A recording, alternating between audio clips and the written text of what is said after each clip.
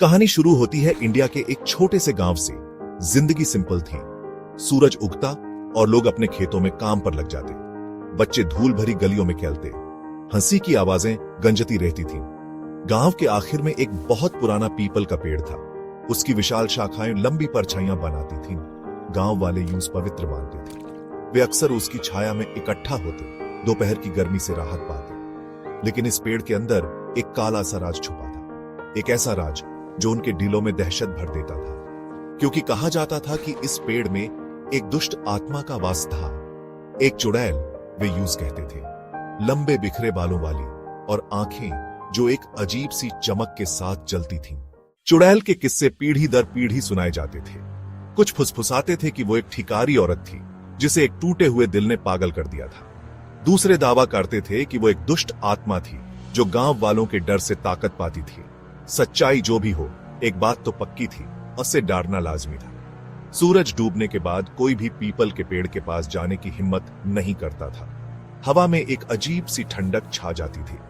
उसकी गहराइयों से अजीब आवाजें आती थीं।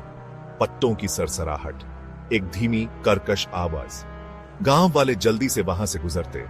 उनके दिल उनकी छाती से बाहर आने को होते थे। एक तूफानी रात, मोहन नाम का एक छोटा लड़का गायब हो गया। वो गांव के किनारे खेल रहा था और घर नहीं लौटा। उसके माता पिता घबरा गए। उन्होंने हर जगह ढूंढा, लेकिन मोहन की नहीं मिला। गांव वालों ने चुड़ैल को दोषी ठहराया।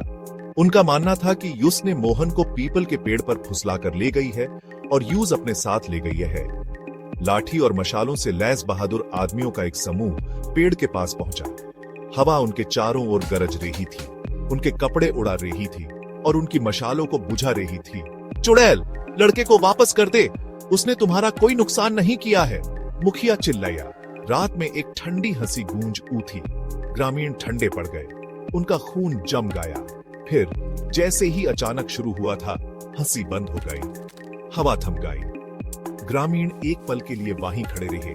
उनका डर भ्रम का रूप ले रहा था। अचानक सन्नाटा एक हल्की सी चीख से टूटा। यह पीपल के पेड़ के तल से आया था। ग्रामीण आवाज की ओर दौड़े और मोहन को जड़ों के बीच दुबका हुआ पाया। वह सुरक्षित था, लेकिन बहुत डरा हुआ था। मोहन ने ग्रामीणों को बताया कि वह वास्तव में पेड़ के पास खेल रहा था। तभी तूफान आया। उसने उसकी शाखाओं के नीचे आश्रय लिया था और सो गया था। उसने न तो कोई चुड़ैल देखी थी और न ही कोई हंसी सुनी थी। ग्रामीण दंग रह गए। क्या चुड़ैल आखिरकार उनके गांव को छोड़कर चली गई थी, या यह सिर्फ एक अस्थायी राहत थी? जैसे जैसे साल बीतते गए, ग्रामीण धीरे धीरे चुड़ैल का डर भूलने लगे। किस्से बस किस्से बनकर रह गए, लेकिन उस रात की याद और मोहन के गायब होने और फिर से प्रकट होने का रहस्य बना। रेहा एक याद दिलाता है कि कुछ रहस्यों को दबा देना ही बेहतर होता है। और शायद, बस शायद, चुड़ैल कभी अस्तित्व में ही नहीं थी। शायद असली दहशत अलौकिक में नहीं, बल्कि स्वयं मानव हृदय में है। डर, संदेह और अंधविश्वास